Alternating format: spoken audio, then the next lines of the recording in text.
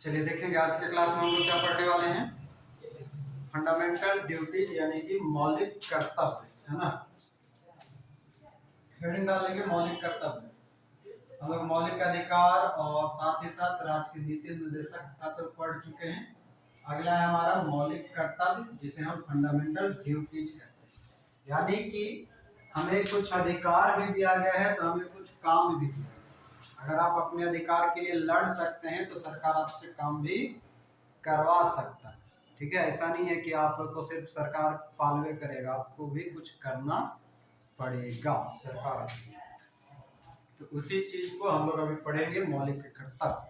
मौलिक अधिकार और राज्य के नीति निर्देशक तत्व सबको याद हो गया है। अनुच्छेद पूरा याद है क्या?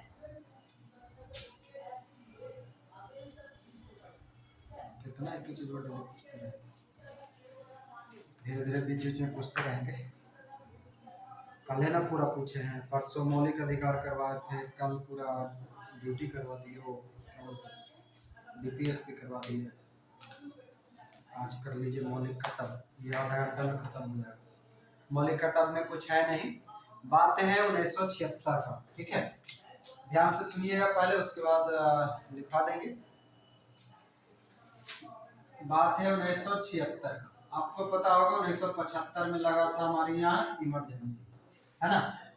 1975 में इमरजेंसी यानी कि आपातकाल लगा। उसके बाद ही 1976 में एक कांग्रेस का कमेटी बैठाया गया और कांग्रेस कमेटी के तहत ही एक और व्यक्ति थे, सरदार स्वर्ण सिंह। सरदार स्वर्ण सिंह नाम का एक व्यक्ति थे, उन्हीं के नाम पर सरदार स्वर्ण सिंह समिति बनाई गई। ठीक है, उन्हीं को अध्यक्षता दिया गया, सरदार स्वर्ण सिंह समिति। इसके तहत ये कहा गया कि कुछ न कुछ भारत के लोगों को कुछ कर्तव्य दिया जाए, कुछ काम दिया जाए। अगर हमारे संविधान के अंतर्गत हम उसे किसी भी प्रकार का अधिकार दे रहे हैं, यानी कि भाग 3 हमारा चर्चा किया गया है, तो क्यों ना हम उससे कुछ और भी एक्स्ट्रा काम लें, ताकि भारत के नागरिक जो है अपने अधिकार के साथ साथ कर्तव्य को भी समझे और भारत को आगे ले जाने में अपना सहभागिता। इसी विचार के लिए 1976 में सरदार स्वर्ण सिंह की अध्यक्षता में एक कमेटी बनाया गया और उन्हीं के नाम पर एक उस कमेटी का नाम रखा गया, सरदार स्वर्ण सिंह समिति। जब सरदार स्वर्ण सिंह समिति बनाया गया और जब ये गठित किया गया तो सरदार स्वर्ण सिंह जी ने सिर्फ कहा था कि भारत के लोगों को 8 मूल कर्तव्य देना चाहिए। कितने? सरदार स्वर्ण सिंह की अनुशंसा थी कि भारत के लोगों को 8 मूल कर्तव्य दिया जाना चाहिए। मन में सवाल आया होगा कि वर्तमान में 11 है और इससे पहले तक तो हम जब तक पढ़े वो 10 है।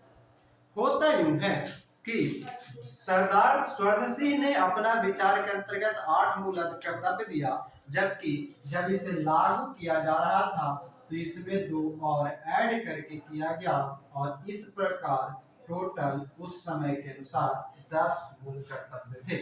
आगे चल करके एक और मूल कर्तव्य जोड़ दिया जाता है और वर्तमान में हमारे पास टोटल 11 मूल कर्तव्य हैं। यहां तक आपको समझ में आ जानी चाहिए। क्या कहा गया? उसके साथ साथ ये सभी बात तो ठीक है, आ गया कि 8 को दिया, बाद 2 को जोड़ दिए, 10 हो गया, 1 जोड़ दिए, 11 हो गया। ये सभी का चर्चा है कहाँ हमारे संविधान के अंतर्गत? तो हम लोगों ने पढ़ा था एक भाग 4। भाग 4 के अंतर्गत डीपीएसपी का चर्चा मिलता है।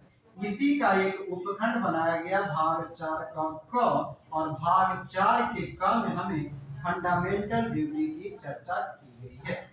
और हम लोगों के पास अनुच्छेद जो है, एक अनुच्छेद हुआ करता है अनुच्छेद 51। अनुच्छेद 51 के अंतर्गत हम लोगों ने पढ़ा था कि इसके अंतर्गत इंटरनेशनल रिलेशन के बारे में बात की गई और अंतर्राष्ट्रीय घटनाओं से संबंधित बात की गई। इसी 51 के तहत 51 क में एक नया उपखंड जोड़ दिया गया 51 का और उसी 51 के क में हमारा फंडामेंटल ड्यूटी को डाल दिया। यहां तक क्लियर है सबको? कोई ऐसा जिनके मन में कोई सवाल हो यहाँ तक को लेकर के?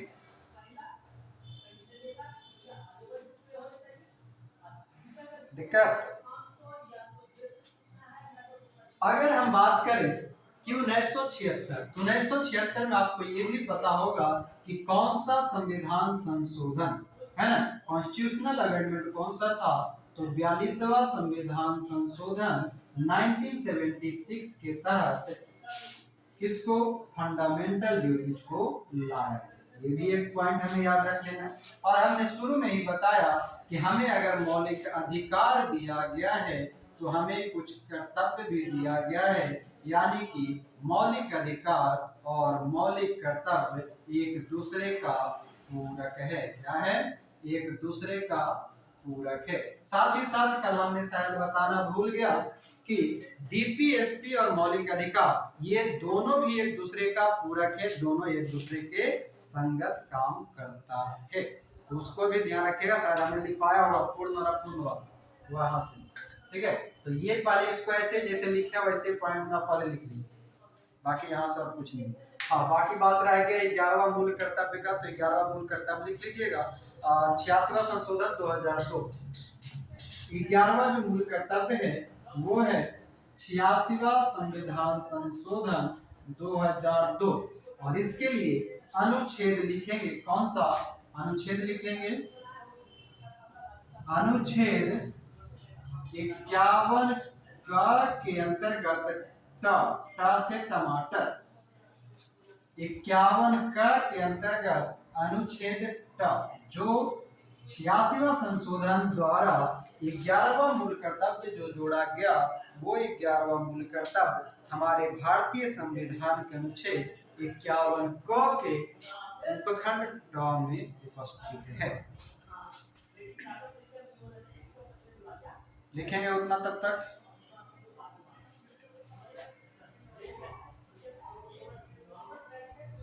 बोले भी पड़ेगा।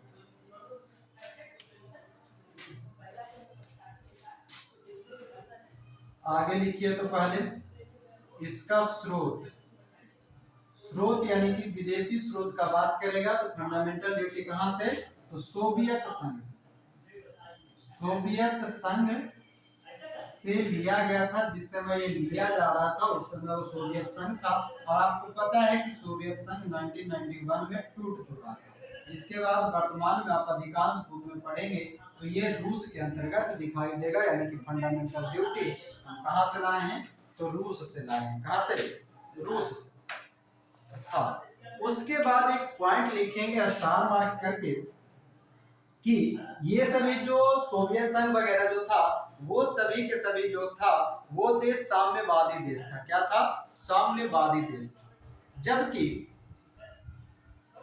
जबकि जो प्रजातांत्रिक देश या फिर लोकतांत्रिक जो देश है, उस प्रजातांत्रिक या लोकतांत्रिक देश के अंतर्गत जापान, जापान के बाद पॉइंट में लिख लीजिएगा, जापान के बाद भारत दूसरा लोकतांत्रिक देश है। दूसरा लोकतांत्रिक देश,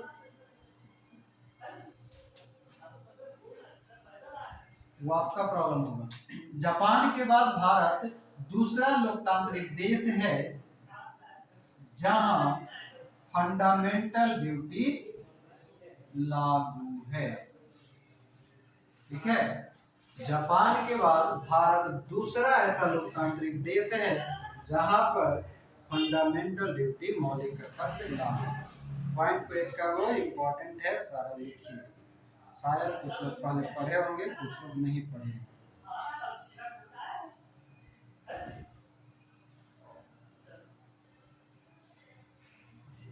यहाँ तक अगर हो जाए तो फिर हमको बताइए।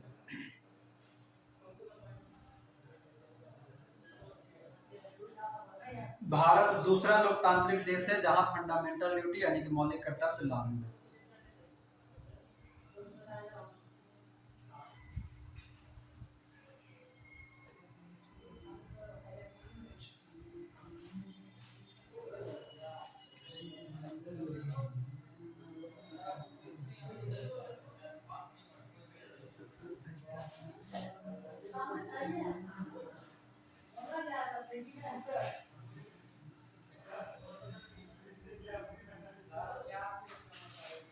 सबका हो जाए तो बोलिएगा।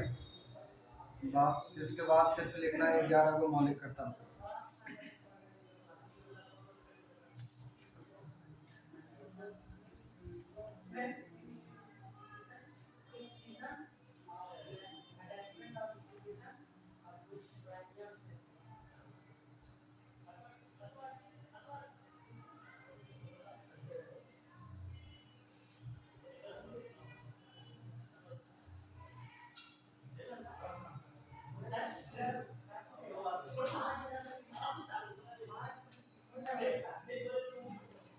जी हाँ जी, बिल्कुल एकदम स्पष्ट आ रहा है।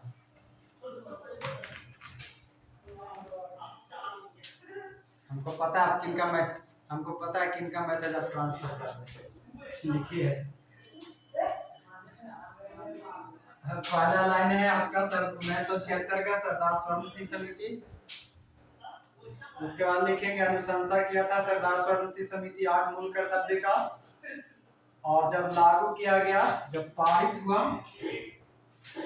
अब उसमें 2 जोड़ करके 10 मूल कर्तव्य के साथ किया गया, और बाद में 86वां संविधान संशोधन द्वारा एक और जोड़ दिया गया 11वां मूल कर्तव्य। इतना लिखिए। उसके बाद लिखेंगे मौलिक कर्तव्य की चर्चा भाग 4 के क में अनुच्छेद 51 के क में, ठीक है, अनुच्छेद 51 के क। और उसके बाद आपका जो सरदार स्वर्ण सिंह समिति है वो 42वां संविधान संशोधन 1976 द्वारा लाया गया। 42वां संविधान संशोधन 1976 द्वारा लाया गया। उसके बाद लिखेंगे कि विदेशी स्रोत तो सोवियत संघ या रूस, ठीक है, और फिर नोट करके लिख लेंगे जापान के बाद भारत दूसरा ऐसा लोकतांत्रिक देश है जहां फंडामेंटल ड्यूटीज लागू, ठीक है, लोकतांत्रिक प्रजातांत्रिक जो भी बोले। मेरे ख्याल से इतना हो गया होगा आपका। हम इसको मिटाते हैं और बाकी के 11 को जो है बोलते जाएंगे, लिखते जाइएगा। हमको क्या फायदा है लिख करके फिर से उतने रुकना पड़ता है, फिर से दोबारा बोलना पड़ता है। इससे अच्छा हम बोलते जाएंगे, साथ में लिखते जाएंगे।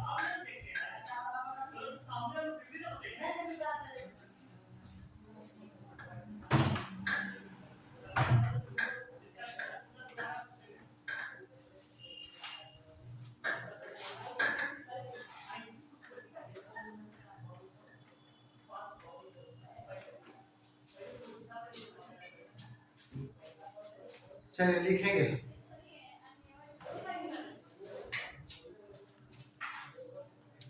हेडिंग डालेंगे भारत के प्रत्येक नागरिक को वर्तमान में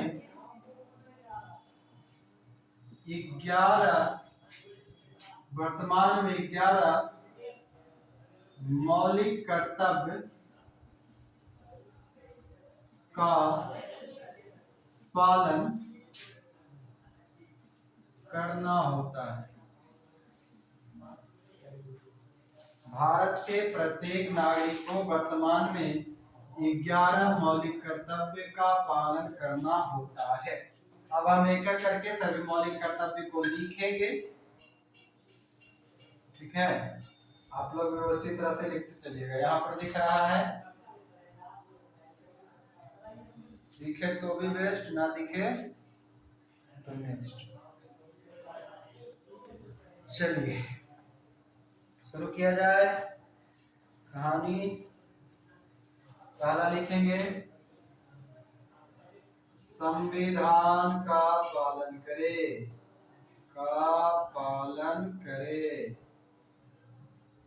ठीक है। इसी में लिखेंगे राष्ट्रध्वज और राष्ट्रगान का आदर करें, राष्ट्रध्वज और राष्ट्रगान का आदर करें।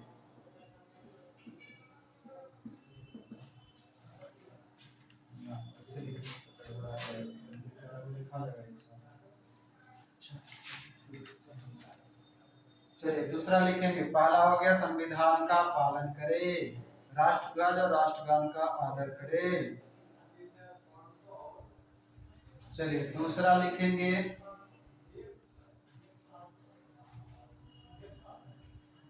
प्रत्येक नागरिक स्वतंत्रता के लिए, नागरिक स्वतंत्रता के लिए, स्वतंत्रता के लिए, नागरिक स्वतंत्रता के लिए राष्ट्रीय आंदोलन को, राष्ट्रीय आंदोलन को प्रेरित करे। नागरिक स्वतंत्रता के लिए राष्ट्रीय आंदोलन को प्रेरित करे। आगे तीसरा लिखेंगे, भारत की प्रभुता, भारत की प्रभुता या संप्रभुता जिसको कहते हैं, एकता और अखंडता, एकता और अखंडता की पालन एवं रक्षा करे। भारत की प्रभुता, एकता और अखंडता की पालन एवं रक्षा करे। चौथा लिखेंगे, देश की रक्षा करे, देश की रक्षा करें एवं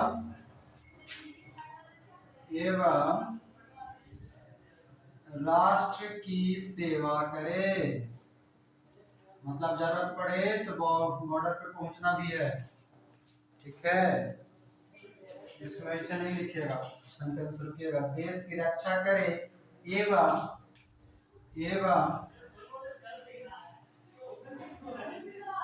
आवाहन करने पर देश की रक्षा करे, देश की सेवा करे।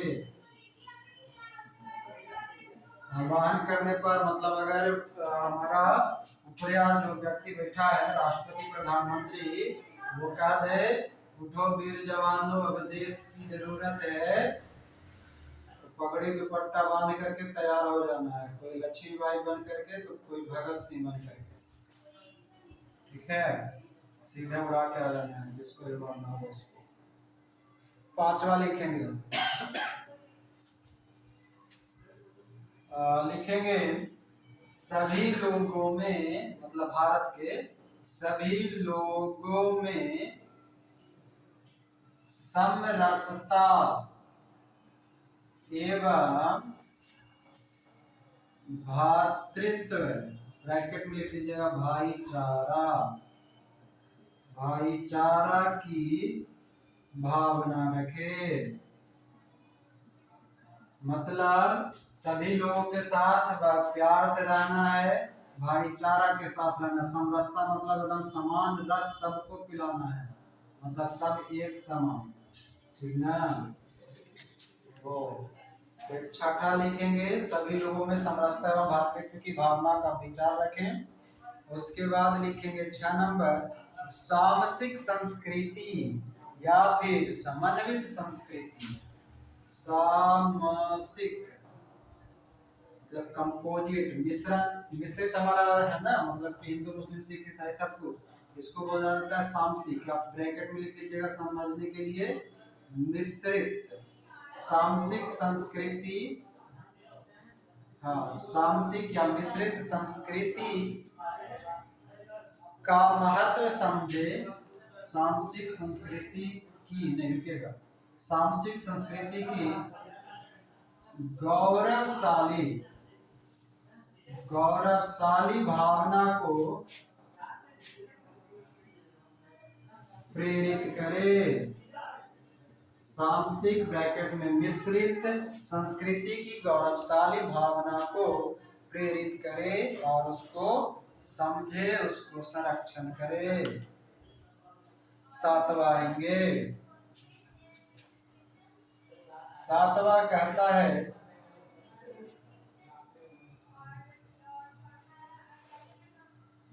हाँ सातवां है, हाँ सातवां सुनिए। सातवां कहता है प्राकृतिक प्राकृतिक पर्यावरण, प्राकृतिक पर्यावरण, प्राकृतिक पर्यावरण, वन जीव जंतु की रक्षा एवं पालन करें। जिनके भी तरफ समाज आरंभ हाँ क्या कर रहे थे? हाँ? मतलब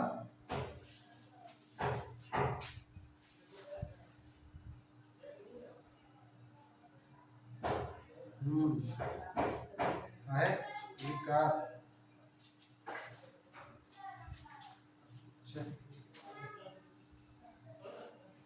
चलिए आठवां लिखेंगे।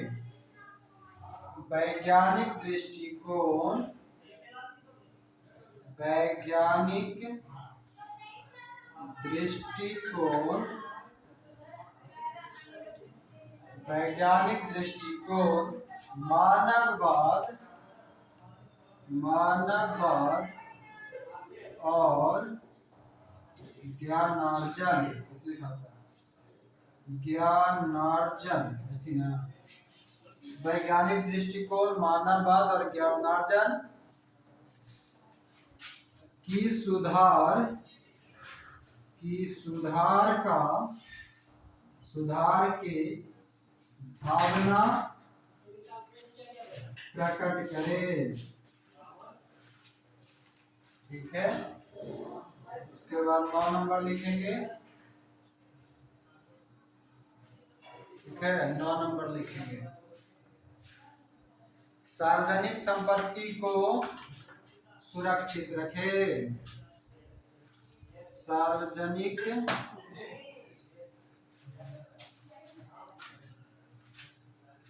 सार्वजनिक संपत्ति को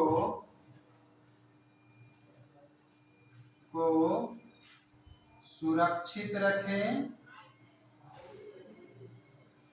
एवं उसकी रक्षा करें।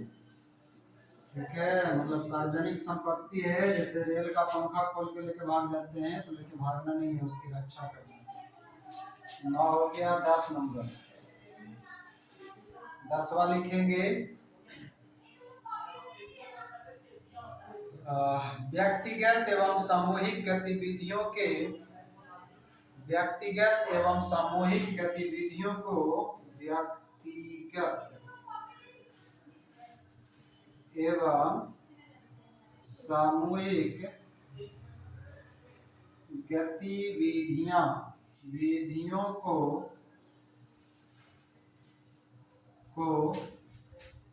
सहायता करे एवं आगे बढ़ाएं। ठीक है, और उसके बाद इधर दिख रहा है 11 नंबर, 11 नंबर लिखेंगे। 6 से 14 वर्ष तक के सभी बच्चों को निःशुल्क एवं अनिवार्य शिक्षा दे। 6 से 14 वर्ष तक के बच्चों को माता पिता जो है उसको शिक्षा का अवसर प्रदान करे। ठीक है, निःशुल्क एवं अनिवार्य शिक्षा दे एवं शिक्षा का अवसर प्रदान करे। और ये आपका 11 नंबर वाला जो है वही 86वां संशोधन 2002 में जोड़ा गया। हो गया 11 को, जल्दी जल्दी छापिए।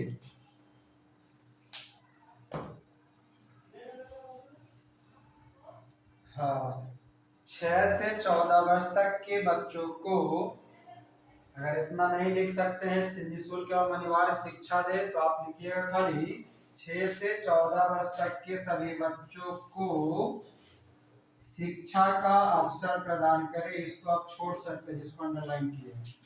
शिक्षा का अवसर प्रदान करे। 86वां संविधान संशोधन 2002।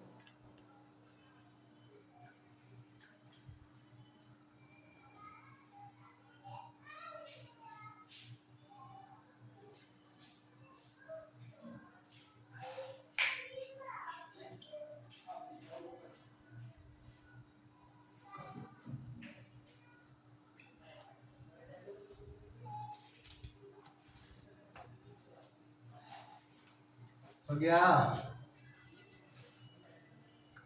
और इस प्रकार मौलिक कर्तव्य हमारा समाप्त हो गया। 6 नंबर है सामसिक या मिश्रित संस्कृति की गौरवशाली भावना को प्रेरित करे। उसके बाद है 7 नंबर प्राकृतिक पर्यावरण वन जीव जंतु की रक्षा एवं पालन करे। अब हम एक और सब रिपीट कर देते हैं, उतना सुन लीजिएगा, मिला लीजिएगा, जहां छूटेगा उसको लिख लीजिए।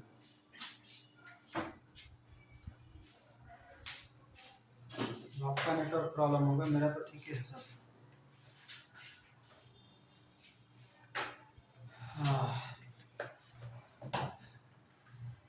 बढ़े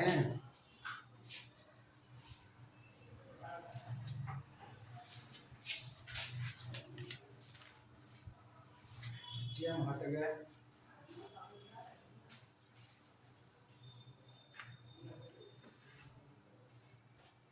चलिए देखेंगे हम लोग अभी जो मौलिक कर्तव्य है हमारा, पीछे आपको बता दिए भाग कौन सा है, 4 के का, अनुच्छेद 51 के का, है ना। स्रोत हमारा रूस से या सोवियत संघ से है। स्वर्णशील समिति के तहत 1976 में 42वां संविधान संशोधन द्वारा जोड़ा गया। स्वर्णशील समिति जो था वो सिर्फ 8 मौलिक कर्तव्य की अनुशंसा किया था, जबकि जब पारित किया गया तब 10 मौलिक कर्तव्य को एक साथ पारित किया। उसके बाद 86वां संविधान संशोधन 2002 के तहत 11वां मौलिक कर्तव्य को भी लागू किया गया। तो उसी 11 मौलिक कर्तव्य को, जो कि भारत के नागरिकों को पालन करने के लिए कहा गया है, उसे हम एक एक करके अब समझेंगे। सबसे पहला और सबसे इंपॉर्टेंट जो है वह है हमारा मौलिक कर्तव्य के अंतर्गत कि भारत का प्रत्येक नागरिक संविधान का पालन करे, राष्ट्रध्वज यानी कि हमारा जो तिरंगा है और राष्ट्रगान यानी कि हमारा जनगण मन जो है उसको आदर करे। दूसरा जो हमारा मौलिक कर्तव्य है उसके अंतर्गत कहता है कि नागरिक स्वतंत्रता के लिए राष्ट्रीय आंदोलन को प्रेरित करे, यानी कि कोई ऐसे आंदोलन या कोई ऐसे प्रेरणात्मक कोई भी अगर विचार है जो भारत सरकार द्वारा लागू किया गया है तो उसको पूरे भारत के लिए और भारत के नागरिकों के लिए उसको प्रेरित करना चाहिए। तीसरा हमारा मौलिक कर्तव्य है कि भारत की प्रभुता या संप्रभुता, एकता और अखंडता की पालन करे और उसकी रक्षा करे, यानी कि हम अपने देश के साथ कोई गद्दारी नहीं कर सकते। उसी को कहा गया है भारत की संप्रभुता, एकता और अखंडता से कोई खिलवाड़ नहीं। चौथा जो हमारा मौलिक कर्तव्य है वह कहता है कि देश की रक्षा करें एवं आह्वान करने पर देश की सेवा करें, यानी कि देश की तो रक्षा करना ही है और जब भी जरूरत हो, अगर कोई इंटरनेशनली हम युद्ध लड़ रहे हैं और जब भी सरकार हमसे कहे कि हमें आपकी जरूरत है तो आपको अपने तन मन धन सभी तरह से आपको देश की रक्षा के लिए आना चाहिए। ये आपका मौलिक कर्तव्य है। यानी कि जिस तरह से हमें मौलिक अधिकार के तहत कहा गया कि हम आपके अधिकारों की रक्षा हम करते हैं, यानी कि भारत सरकार करेगा, तो जब जरूरत होगी तो भारत की रक्षा के लिए आपको आना चाहिए। तो ये कहता है चौथा।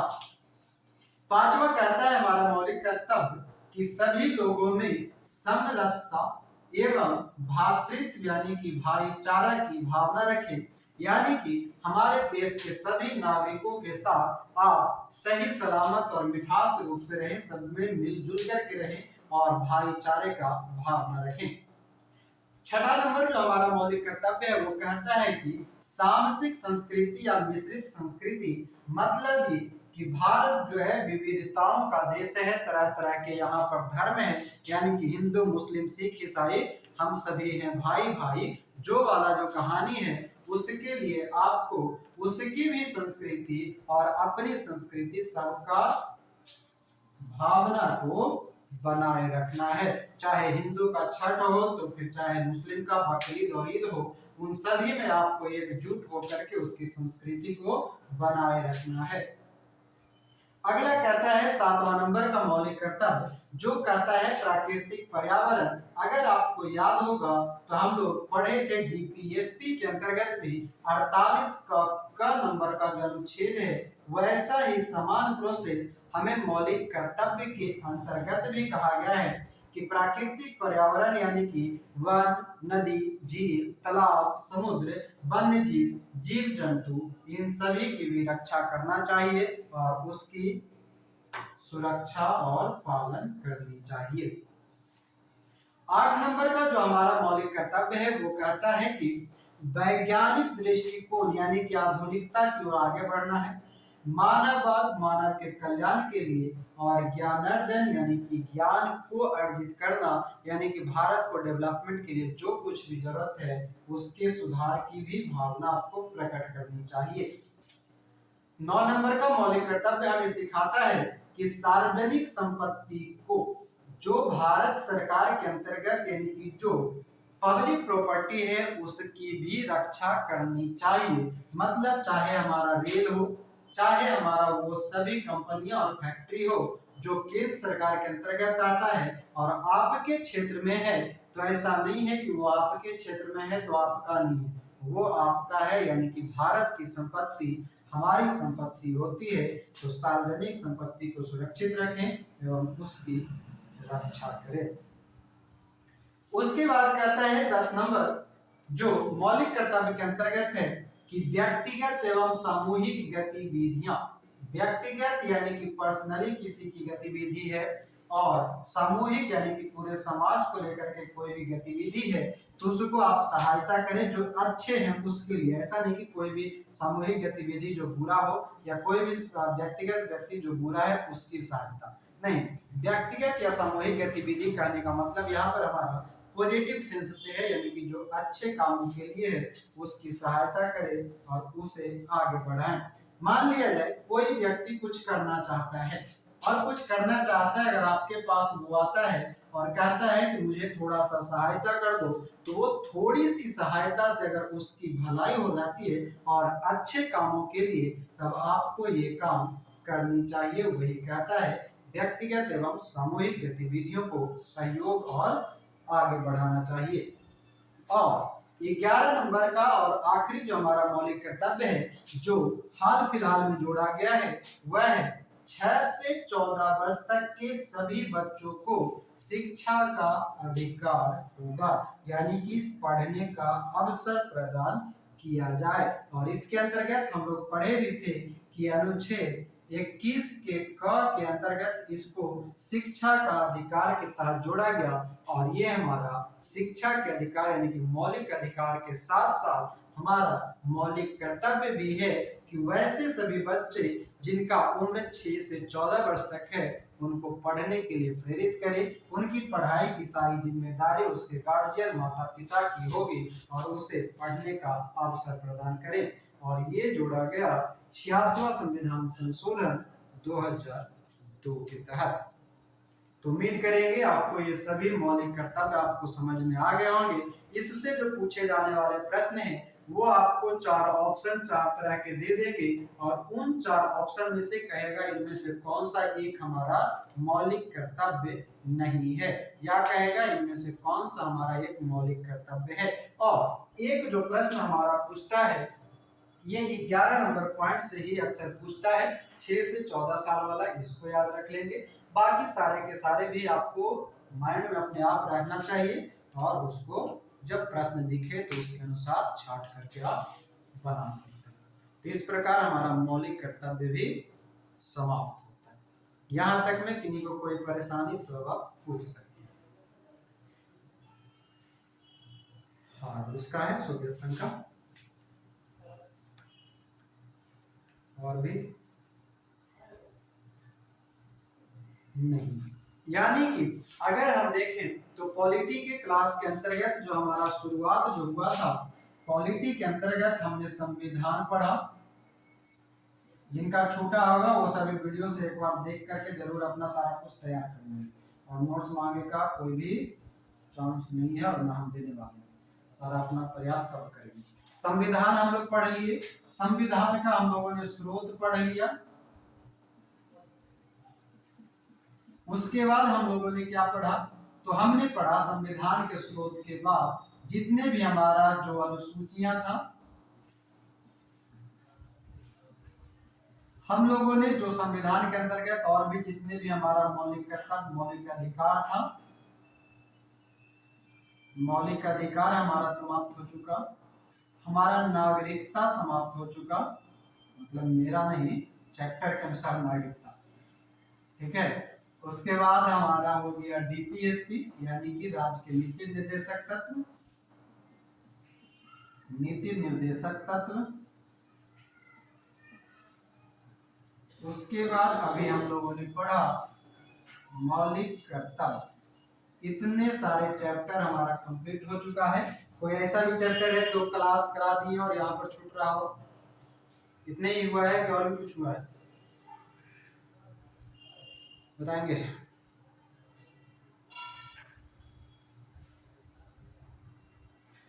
सब हो गया है ना? यानी कि हम लोग भाग के अनुसार अगर देखा जाए तो भाग 1 पढ़ लिए, भाग 2 पढ़ लिए, भाग 3 पढ़ लिए और भाग 4 पढ़ लिए। अगला जो अब हम लोग पढ़ेंगे वो हमारा शुरू होगा भाग 5 का सिस्टम, और भाग 5 के अंतर्गत किसका वर्णन है? संघ का वर्णन। यानी कि अब हम संघीय क्षेत्र और संघीय शासन को पढ़ेंगे। ठीक है, अब हम लोग संघीय शासन पढ़ने वाले हैं। यानी कि कल से जो और क्लास होगा वो और भी इंटरेस्टेड और भी इम्पोर्टेंट होने वाला है। यहाँ तक जो हम लोग पढ़े भाग 4 के क तक, ये नॉर्मली बहुत सभी व्यक्ति को याद है, कहीं न कहीं हर किसी को इतना याद रहता है। मगर ये जो 4-5 चैप्टर पढ़े हैं ये हमारा शुरुआती के हैं और यहाँ से अक्सर आपको प्रश्न मिलते रहते हैं। तो इन सभी को भी हल्के में नहीं लेंगे, और आगे वाला भी इतना हल्का नहीं है और न ही उतना भारी है, मगर भारी है। तो इसलिए कल से तैयार रहेंगे। संघीय पढ़ेंगे, हम संघ पढ़ेंगे, और क्लास जितना कम हो सके उतना छोड़ने का प्रयास कीजिए। क्लास छूटेगा हमको पता है, जाकर के आप वीडियो नहीं देखते, और वीडियो नहीं देखते और वीडियो नहीं देखेंगे तो फिर आपका उधर भी क्लास छूटेगा और इधर भी जाएगा। इसलिए टाइम से थोड़ा सा टाइम पे आया कीजिए, टाइम से 2 घंटा बने रहिए, बाकी सारा जिम्मेदारी मेरा। मेहनत आपका रहेगा तभी हम कुछ कर सकते हैं, बाकी मेरा आप कोई जिम्मेदारी नहीं है। ठीक है, क्लास कंटिन्यू करना आपका काम है। जिनका भी क्लास छूटा है उनका हालत बुरा है और हालत बुरा ही रहेगा, काहे कि वो शॉर्टकट के चक्कर में है और रहते हैं, तो शॉर्टकट पूरा नहीं होने वाला। शॉर्टकट हमेशा गलत जगह पे लेगा। अधजल गगड़ी छलकत नीम हकीम खतरे। ठीक है, ये सारा कहावत जो हमारे लिए बना है वो कहीं न कहीं किसी न किसी पर लागू होते हुए ही बना, इसलिए जरा संभल के आगे के क्लास में आप उम्मीद करेंगे आप लोग कंटिन्यू रहेंगे और कंटिन्यू अपनी तैयारी को जारी।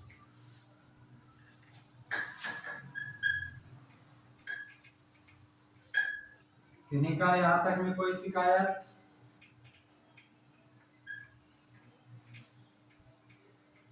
नहीं, आज पॉलिटी खत्म। यहाँ पे कल हम लोग नया भाग नया चैप्टर पढ़ेंगे, वहां से आपका इम्पोर्टेंट शुरू हो जाएगा। और इम्पोर्टेंट क्या बोले,